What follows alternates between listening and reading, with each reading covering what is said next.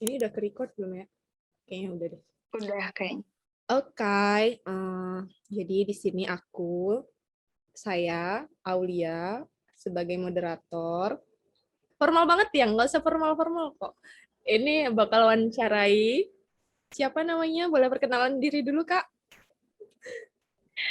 Halo, nama aku Sonia Dwita Prafitri, biasa dipanggil Sonia. Di sini kuliah di Turki, datang tahun 2016 di Selçuk University Konya, Turki. Datangnya pakai beasiswa YTB atau Turkish Scholarship di jurusan Jurnalistik Fakultas Komunikasi di Indonesia dari kota Jogja. Sangat menginspirasi banget kan ya. Jadi kita nih di sini mau Baru tanya-tanya perkenalan. gitu, baru perkenalan. Tapi baru perkenalan basic aja udah kayak beasiswa dapet ini.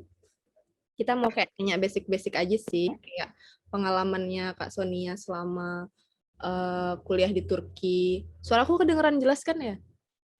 Jelas-jelas. Jadi biar buat menginspirasi kayak anak-anak muda yang mau kuliah ke luar negeri mungkin. Mungkin Turki bisa jadi pilihan opsi. Dan ya mungkin kayak gimana sih Kak Sonia pertama kali apa kok bisa decide untuk kuliah di Turki? Kayak apa yang bikin kakak kayak kepikiran kuliah di Turki nih kayak asik nih kayak gitu tuh apa sih?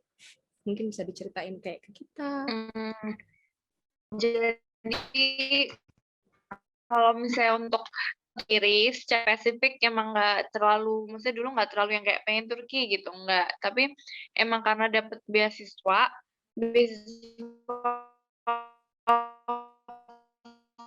full gitu di Turkish Scholarship SMA, terus kebetulan dapet gitu, lolos interview dapet kan, akhirnya ya udah memutuskan buat ke sini gitu. Karena kan dari sisi emang pertama juga pengen ke luar negeri gitu kan, kuliah di luar negeri, terus yang kedua apa, beasiswanya full gitu juga itu kan rasanya juga bisa ngebiayain diri sendiri, bisa kuliah buat diri sendiri juga seneng gitu kan dari kitanya.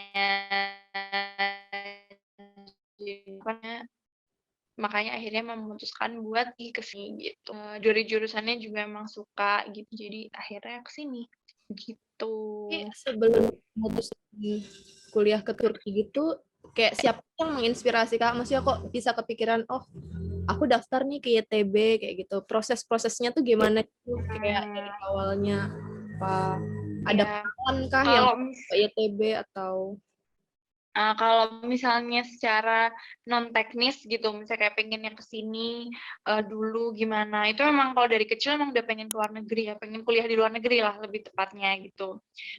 Udah ini, apa namanya, pengen explore gitu, nggak di kota sendiri terus gitu. Walaupun emang di kota sendiri juga ada univ bagus gitu, tapi kalau bisa pengen ke luar negeri, lagi pengen kuliah di Jogja luar. kan? Tapi itu, iya dari kecil, kita nggak usah sebut lah ya, maksudnya ada gitu kan. Itu dari kecil emang pengen gitu. Secara teknisnya banyak lah tokoh-tokoh yang menginspirasi. Tapi kalau misalnya untuk apa namanya secara teknisnya gitu, terus akhirnya bisa YTB itu ya emang awalnya aku dapet infonya sebenarnya justru dari kakak sendiri personal pribadi, terus akhirnya nge-apply juga sama temen, waktu sempet nge-apply beasiswa Jepang juga, sama apply beasiswa sini gitu. Akhirnya aku yang lolos sampai bisa di sini gitu.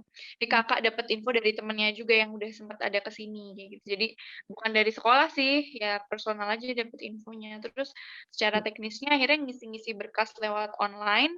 Waktu itu kalau nggak salah bulan Maret sih pendaftarannya, terus lewat online itu sebulan, aku, isi ya kayak diploma, terus kayak apa, ijazahnya belum keluar ya, jadi waktu itu surat apa ya, Tangan lu surat gitu ya? pelajar gitu, keterangan pelajar. Hmm. Heeh, terus habis itu, eee eee, apa namanya, transkrip nilai semester 1 sampai 5, terus habis itu, mmm, surat rekomendasi juga aku minta dari kepala sekolah sama satu lagi dari supervisorku tempat kayak aku magang nulis gitu waktu SMA Pernah magang di nulis Jogja. nulisnya. Pernah. Jadi makanya aku juga keterimanya akhirnya di jurusan jurnalistik mungkin karena ada pengalaman yang linear gitu ya dilihatnya sama yang ininya kayak jurinya gitu. Berarti Jadi pengalaman aku akhirnya dapet kan itu penting banget 2 ya. kayak join Penting pengalaman. penting penting jadi biar tahu gitu kalau beasiswa itu maksudnya nggak sekedar apply, sekedar masuk, tapi memang tahu kalaupun memang belum ada pengalaman yang signifikan sebenarnya nggak apa-apa juga, namanya belajar yang penting tahu yang mau dipelajarin itu apa gitu kan. Terus kayak kita jadi jelas gitu loh dari pihak beasiswa juga ngelihatnya. Terus apalagi ya waktu itu intinya ngisi-ngisi nge-apply, terus kayak formulir juga, terus kayak pertanyaan dari mereka, namanya letter of intent, jadi kayak motivation letter tapi bentuknya form pertanyaan. Terus habis itu adalah beberapa berkas gitu, akhirnya dimasukin, nggak pakai ujian kok, nggak pakai IELTS gitu-gitu karena kan bahasanya Turki kan. Iya. Terus terus akhirnya, lolos di sebulan kemudian pengumuman interview. Terus Hmm. sebulan kemudian pengumuman interview, akhirnya dipanggil interview Interviewnya tuh sekitar di ya dalam Jakarta kurun 2 atau bulanan lah. di Di Jakarta di Oke. Jakarta, di Kedutaan Besar Turki waktu itu. Terus akhirnya 2 Ada berapa bulanan orang Indo nggak? kemudian apa? Ada berapa orang Indo yang waktu wawancara yang barengan sama Kak Su? Nah, itu aku sempet sempet penasaran juga kan dulu, karena kan kita nggak tahu sebagai aplikans. Oh, Cuman, aku akhirnya dapat info kayak kalau yang pendaftarnya waktu tahun 2016 ya, aku udah lama banget 2016, 5 tahun lalu. Itu sekitar 6.000 orang yang daftar S1, S2, S3, terus yang di-interview itu hampir 200, terus akhirnya yang kepilih itu sekian puluh gitu, 50, 60. Cuman seingat aku sih yang berangkat waktu itu sekitar 40 aja, karena tahun 2016 kan kebetulan bulan Juli ada Darbe ya, ada apa namanya, apa itu, kudeta. iya aku udah. Jadi sempet ini juga di tengah-tengah kita pengumuman proses aplikasi itu, kejadian itu kan. Jadi mungkin setelah, pengumuman akhir, banyak juga yang mempertimbangkan itu, akhirnya nggak berangkat juga. Itu sempet jadi kegalauan sendiri juga sih sebenarnya dari pihak keluarga aku. Jadi tapi akhirnya ya udah tetap berangkat karena waktu itu dibilang bulan Oktober udah mulai aman lagi gitu, maksudnya mulai membaik kondisinya. Jadi akhirnya aku berangkat akhir Oktober, gitu. Jadi prosesnya lumayan sih dari Maret sampai Oktober. Dan berani banget ya, maksudnya pas lagi ada konflik kayak tetap decide untuk berangkat ke Turki itu kan kayak sesuatu yang Ya, wow perlu diacungin jempol. Ya itu ini juga sih, Mhm. nanya-nanya juga, maksudnya sempet akhirnya coba cari info dari yang di sini, PPI segala macem, gimana kondisinya, terus kalau Ngeliatin gitu perkuliahannya ya. gimana. Kayak akhirnya dari pihak orang tua aku juga, ya udah nggak apa-apa, insya Allah aman kan, insya Allah, Tapi lancar kuliah, lah kuliah buat ke Turki, perkuliahan gitu. sebelum kuliah ke Turki itu ini enggak sih kayak perlu nyiapin bahasa Turkinya gitu-gitu enggak? Maksudnya kasonnya ada kayak persiapan gitu kah atau kayak sebelum tes gitu apa sebelum daftar ke mana nih ke YTB kakak kayak kursus bahasa Turki sendiri kah atau murni nggak tahu bahasa Turki sama sekali dan baru belajarnya di Turki?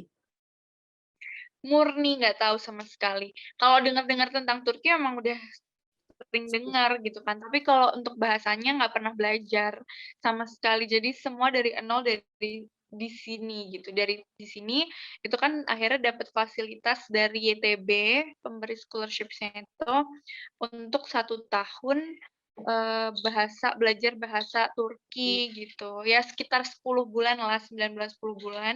Jadi kayak 5 level bahasa dan 1 level akademis. Terus, baru setelah itu dapat sertifikat, kita, pendaftaran ulang ke kampus, terus akhirnya tahun kedua baru mulai masuk ke kuliah gitu. Oke, oke. Jadi Iya. belajarnya pas di Turki ya. Jadi buat teman-teman yang kayak masih nggak paham bahasa Turki nggak perlu takut lah ya, masih bisa untuk Betul. belajar. Eh, terus kalau bahasa Inggris kepake nggak sih kayak selama kuliah di Turki, kayak ada nggak yang kepake untuk mungkin hidup di Turkinya tuh gimana, kayak gitu tuh gimana? Kalau bahasa Inggris, sebenarnya kalau misalnya untuk akademis, nggak terlalu kepake ya, Kak Aul. Jadi kan, bahasa Inggris Hmm. karena aku, memang 100% bahasa Turki. Ya walaupun memang ada beberapa mata kuliah yang tugasnya bisa pakai bahasa Inggris, Hmm. kayak ada dosennya gitu yang ini, yang bisa gitu. Tapi itu fleksibel, cuman kalau untuk secara formalitasnya aku nggak pakai. Hmm. Tapi itu bakal bakal kepake untuk yang jurusannya bahasa Inggris, pasti itu Hmm. dibutuhkan untuk IELTS atau apa. Tapi kalau untuk bahasa yang tanpa sertifikat, bahasa sehari-hari, ya itu kepake juga sih sebenarnya untuk ini, ya paling komunikasi sama teman-teman yang foreigners, Benar-benar. gitu. Maksudnya untuk basic aja, ya sama orang Turki basic-basic juga. Mereka juga kan nggak terlalu bisa jago bahasa Inggris, tapi setidaknya sedikit-sedikit juga bisa lah gitu.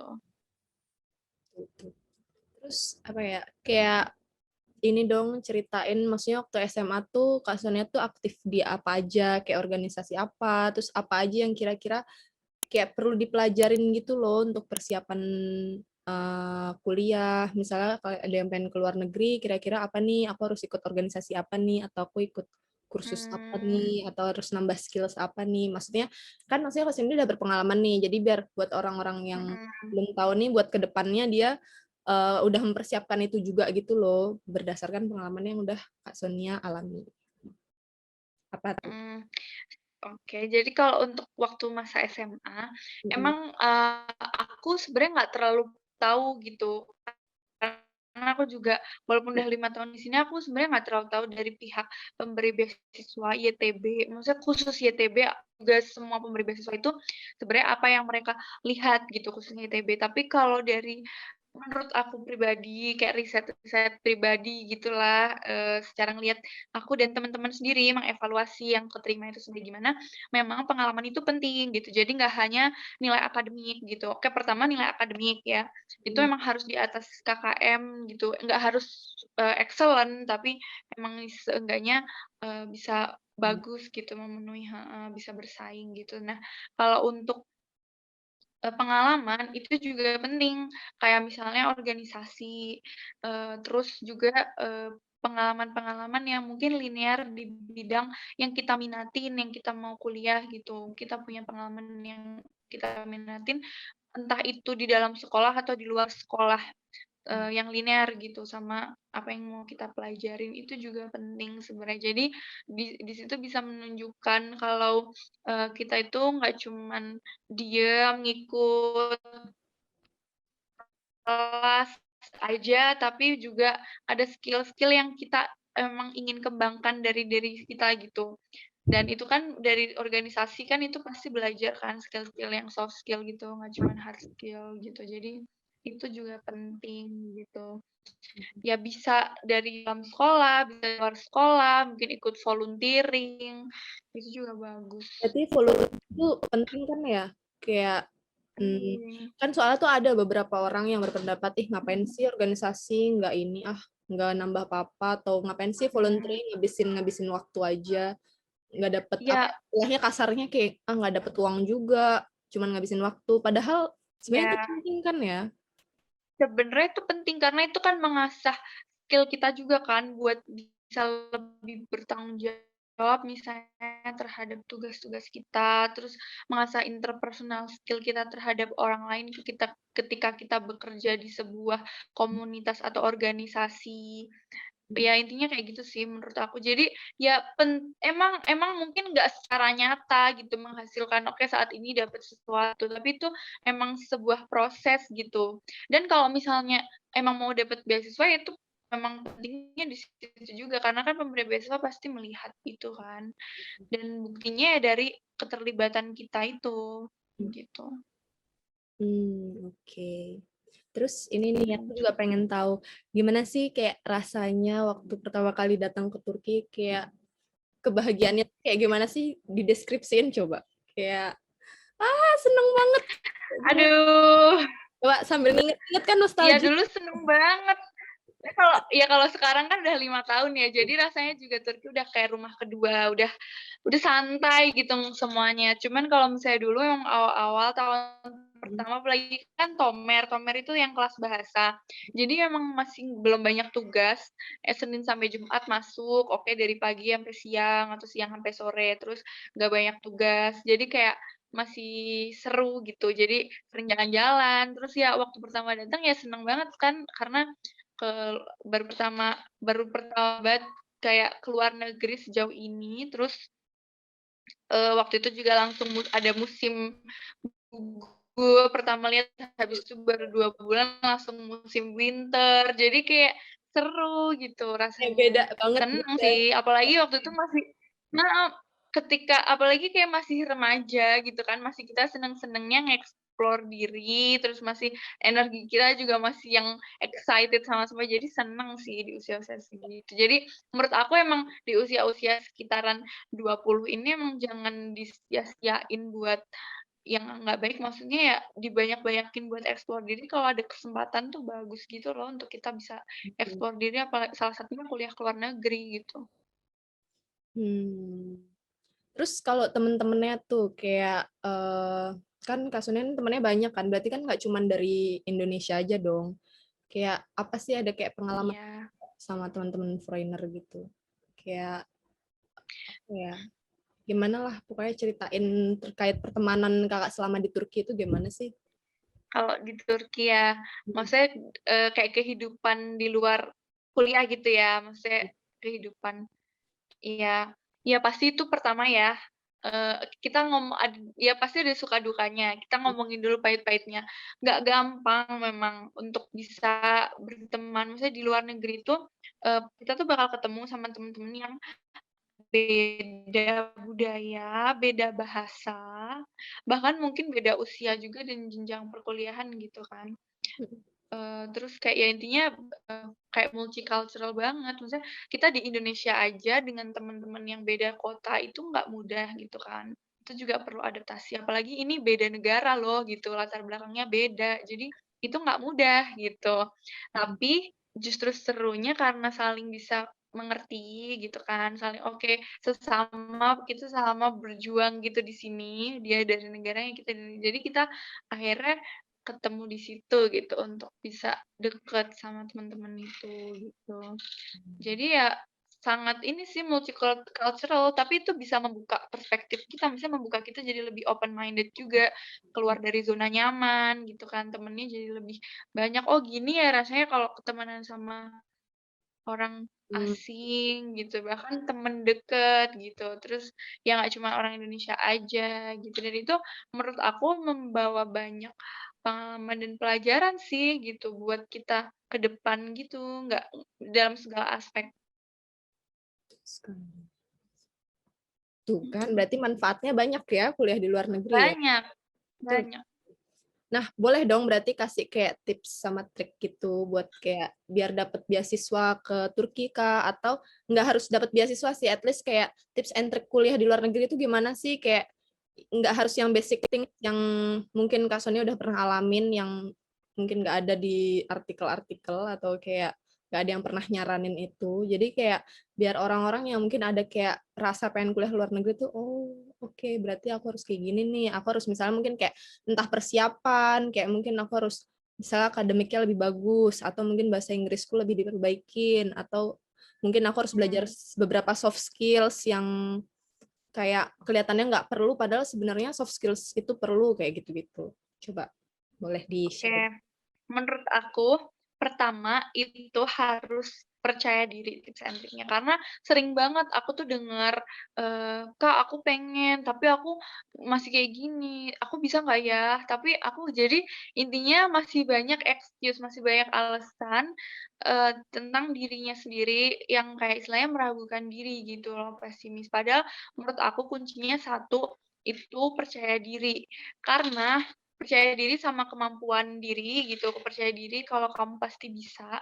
Karena, apa namanya, memang kita tuh semuanya juga masih belajar gitu loh. Kita nggak ada yang namanya sempurna ketika kita mau apply, "Yah, yang pasti dapat yang kayak gini," gitu, enggak. Yang pertama memang harus percaya dulu bahwa kamu pasti bisa gitu. Nah, ya tapi dengan percaya itu ada yang harus dipersiapkan gitu, karena menurut aku, eee, sebuah, apa namanya, keberuntungan itu tuh sebenarnya adalah kesempatan yang datang bersamaan dengan kesiapan gitu. Jadi ketika kita punya, kesiapan, lalu datang sebuah kesempatan, itulah akhirnya jadi sebuah keberuntungan gitu. Akhirnya kita bisa mendapatkan sesuatu gitu.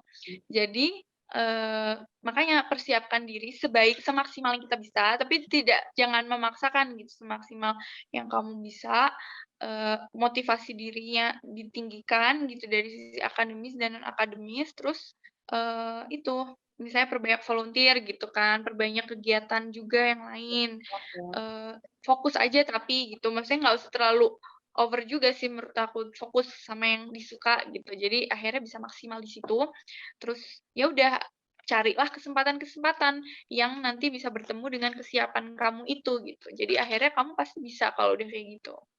Hmm. Nah, kalau untuk percaya diri ini kan penting nih. Kalau dulu Kak Sonia ngasahnya gimana sih? Kayak apakah ikut kelas public speaking kah? Atau ikut kelas apa? Kayak yang buat mengasah kepercayaan diri Kak Sonia nih gimana sih? Pasti kan nggak mungkin dong dari awal Kak Sonia udah kayak sangat percaya diri, terlahir seperti itu. Pasti kan ada Enggak. prosesnya nggak? Gitu nggak? Enggak, aku waktu iya bener, aku, ini curhat juga ya, aku waktu kecil cerita, aku waktu kecil tuh sebenarnya pemalu, pendiam gitu kan. Sebenarnya ya masih ada kebawahnya juga sih sebenarnya sampai sekarang kadang-kadang diem gitu, pemalu. Tapi, kalau misalnya untuk hal-hal kayak ya untuk mengembangkan diri dan lain-lain tuh, alhamdulillah aku udah di titik bahwa ya memang harus pede gitu. Kalau misalnya kita mau berkembang, diri kita berkembang nggak stuck di situ-situ aja, kita harus percaya sama diri. Dan itu tapi melalui proses sih sebenarnya. Jadi aku dari kecil emang kadang-kadang suka ikut lomba gitu, misalnya SD gitu, naik panggung, saya ikut lomba apa aja dari lomba keagamaan, lomba nyanyi gitu, walaupun ya suaranya juga nggak terlalu bagus, biasa aja, tapi ikut gitu kan, partisipasi.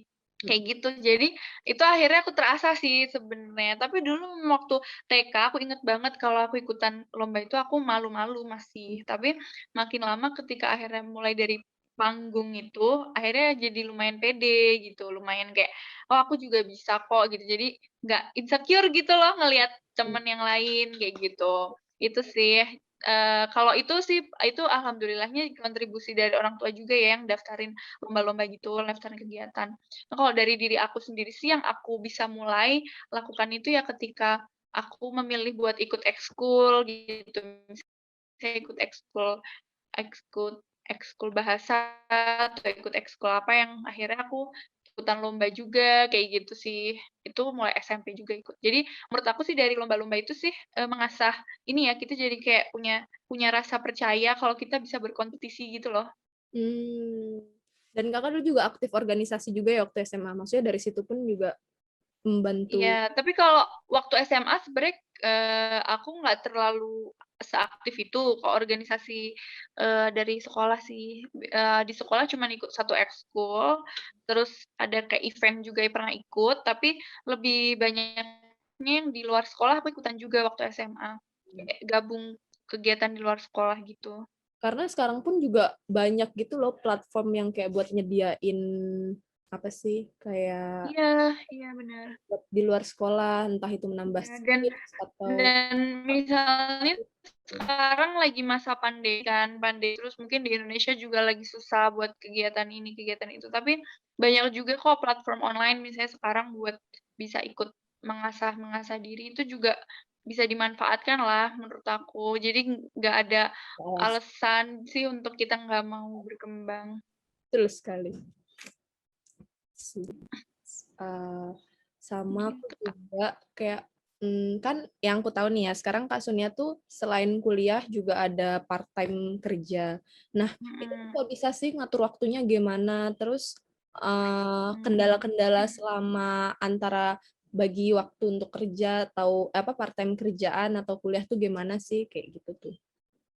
Ya, jadi kalau sekarang sendiri sih memang kerjaan aku freelance. Mhm, Kemarin aku sempat kerja full time juga, cuman mhm, itu memang karena aku udah ini ya, maksudnya udah kewajiban kampusnya tuh udah nggak seberat dulu, udah biasa aja gitu, udah tahun terakhir.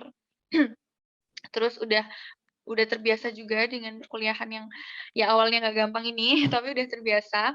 Terus, ya udah tinggal membagi waktu ini aja sih untuk apa sih, sebenarnya aku juga berpikirnya untuk menambah portofolio juga gitu loh, Kak, karena kan mau lulus kan, kayak kita mau lulus juga, eee,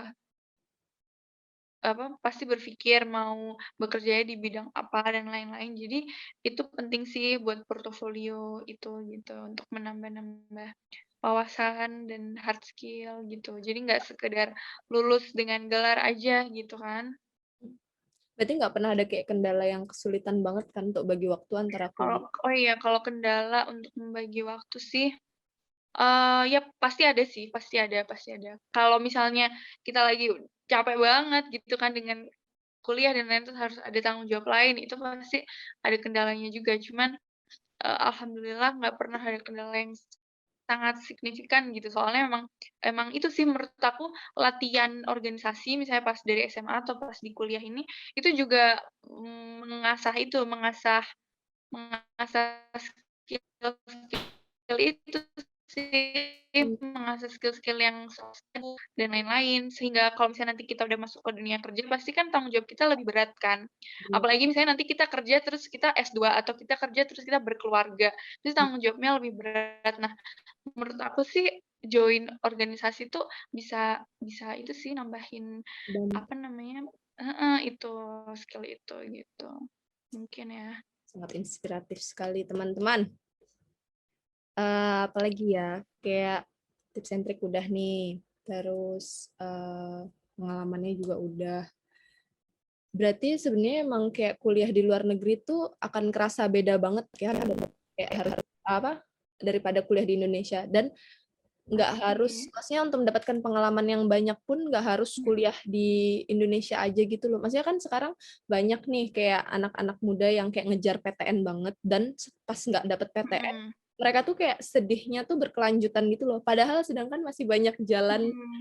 kayak menuju Roma lah kasarannya, kayak nggak harus tuh kayak buat ngejar PTN. Ya Nah, tapi nggak apa-apa juga ngejar PTN itu bagus, kayak setiap orang goals-nya beda-beda. Tapi maksud aku kayak mhm. apa sih, maksudnya untuk yang nggak keterima apa-apa, maksudnya masih banyak gitu loh jalan yang lain. Kalau menurut Kak Sonia tuh gimana? Apakah kita tuh sebenarnya emang kayak Jangan berkecil hati. Iya, pertama, menurut aku ya, belajar itu bisa di mana aja. Maksudnya kita jangan, berpatokan, "Aku cuman bisa kalau misalnya aku ke situ doang, aku maunya itu." Pokoknya karena kita suka ngelihat temen, misalkan kita suka membandingkan sesuatu gitu sama temen gini-gini, padahal sebenarnya nggak juga gitu. Maksudnya masa depan cerah itu tidak harus dari PTNA mhm, gitu. Semua itu bisa diraih juga gitu dengan berbagai macam kesempatan yang kita ambil, yang penting diri kita itu mau untuk belajar gitu, mau untuk berkembang. Nah, itu sih menurut aku. Dan di luar negeri itu mungkin memang kalau secara society ya gitu, misalnya orang-orang yang anak-anak yang karena mungkin masih nggak mau ninggalin zona nyaman, terus kayak emang karena ada society-nya gitu kalau di Indonesia. Biasanya tuh emang susah sih untuk di luar negeri, karena di luar negeri itu kan kita juga belajar mandiri dan lain-lain. Tapi menurut aku, eee, di luar negeri itu bisa mengasah lebih banyak kesempatan, maksudnya lebih banyak diri kita gitu, lebih terasah juga dan kesempatan sebenarnya juga banyak gitu di sini, di luar. Nggak hanya di Indonesia, jangan berkecil hati, intinya tidak maksudnya kesuksesan tuh tidak harus selalu dari kamu lulusan PTN A gitu, enggak gitu sama sekali. bener bener bener banget bener banget. Terakhir nih, apa yang mau Kakak sampein ke anak muda sekarang? Kayak pesan-pesan aja, kayak pesan-pesan yang simple yang bakal bermanfaat buat mereka untuk, Mhm. ke depannya gitu. Eee, Oke, kesan-pesan aku, untuk anak-anak yang masih SMA ya, masih sekolah ya? Di sekolah atau ya pokoknya buat anak muda lah. Oke, buat anak muda, pesan aku, apa ya, banyak-banyaklah, apa ya, mengeksplor diri, buat tahu gitu. Karena ini kita tuh ya di usia-usia apalagi ketika kayak umur 18, 19 gitu, anak muda remaja yang mau beralih ke dewasa. Banyak-banyak bereksplor diri untuk tahu diri kita tuh sebenarnya itu, sukanya apa, passion-nya apa, gitu, maunya apa. Lalu banyak-banyak mencoba banyak hal baru, sehingga kita tahu kita itu pengennya tuh misalnya fokusnya ke mana gitu, kita pengen bisa berkontribusi di hal apa gitu. Menurut aku itu penting karena ketika kita mencoba banyak hal baru itu, kita langsung terjun itu pasti kita jadi lebih paham, "Oh aku sukanya ini, aku sukanya ini," dan itu penting sih untuk kita ke depannya gitu, untuk kita di dunia nantinya, dunia perkuliahan, dunia kerja, itu penting untuk selalu mengembangkan diri gitu. Jangan Jangan ini sih, apa namanya, banyak excuse gitu, banyak alasan untuk nggak Sendiri. mau berkembang, nggak mau belajar. Iya, bener. Karena yang menentukan, eee, masa depan kita itu diri kita sendiri. Tuh, simpel banget. Pas banget ini kayak, kan maksudnya kita, di platform DIY Academy itu kayak ngebantu anak-anak Mhm. muda yang mungkin masih bingung apa sih skills mereka, apa ini tuh kayak tempat buat ngasah skills sih, Mmm, kayak soft skills sebenarnya. Nah, mungkin masih bingung mau mhm. ngelanjutin di jenjang kayak gimana. Nah, itu tuh bisa banget kayak join di kita. Dan kita tuh kayak ada banyak kelas, Betul. entah dari public speaking, dari mungkin IT, atau graphic design, dan masih banyak kelas lagi. Makanya Nah, kayak iya. itu sih emang penting banget ya buat anak muda. Penting Kadang penting. soalnya mereka tuh mikir kayak organisasi di luar sekolah tuh kayak apa sih? Kayak nggak terlalu dianggap banget gitu kan. Karena kan kayak nggak nambah Mhm. nilai. Padahal secara nggak langsung Iya. itu nambah soft skills sama diri Iya, kita dan gitu. itu yang dan itu yang sangat dibutuhkan juga sih ya, terutama nantinya dunia kerja gitu. Walaupun misalnya nggak sejurusan yang kita mau segala macam, tapi itu penting skill-skill basic kayak gitu. Bener banget. Seperti public speaking, desain, itu penting banget sih. Kasih banyak ya Kak Sonia buat waktunya. Sangat menginspirasi banget. Kayak biar ngebuka juga dan semoga banyak yang ngedengerin video ini jadi biar kayak apa ya bisa jadi inspirasi yang awalnya nggak tahu jadi sekarang tahu dan ternyata banyak jenis apa ada jenis beasiswa untuk kuliah ke Turki mungkin mereka sebelumnya nggak tahu dan atau eh, mereka bisa jadi berpikir Turki sebagai opsi untuk kuliah di situ ya kan. Iya, Makasih banyak makasih ya kembali Sonia. Kak Iya, Aul. baik-baik sehat-sehat di Iya, sana. Way Nanti Academy. main ke Istanbul ya. Iya, iya siap Sun. Bye. Oke, thank Sukses.